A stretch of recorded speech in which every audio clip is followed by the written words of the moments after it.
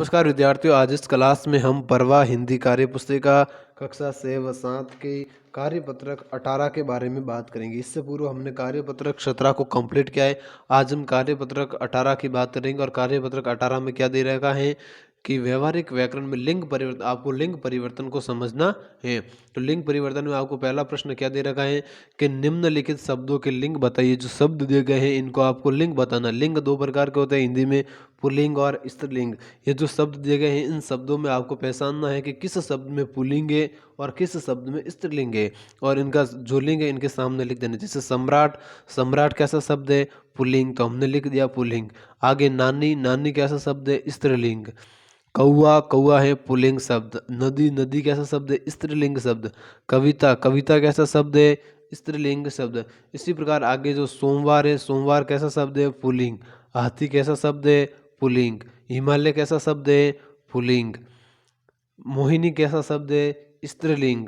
कोयल कैसा शब्द है? स्त्रीलिंग। समझ गए आप? आगे चलते हैं हम दूसरे प्रश्न की और। दूसरा प्रश्न दे रखा है कि रेखांकित शब्दों के लिंग परिवर्तन कर रिक्त स्थान को पूरा कीजिए।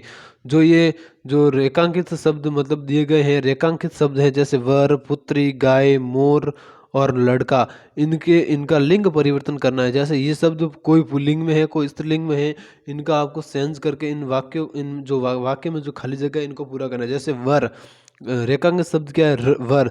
तो वर का वर पुल्लिंग है तो इसका स्त्रीलिंग होगा वधु। तो इसका इसमें वाक्य में प्रयोग हो जाएगा, वर और वधु को सब लोगों ने आशीर्वाद दिया। दूसरा जो वाक्य है राधा की पुत्री, तो पुत्री का लिंग परिवर्तन हो जाएगा पुत्र। दोनों ही गुणी हैं।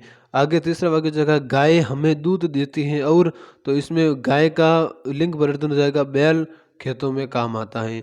मोर जितना सुंदर, तो मोर इस रेखांकित शब्द है, मोर का लिंग परिवर्तन हो जाएगा मोर नहीं।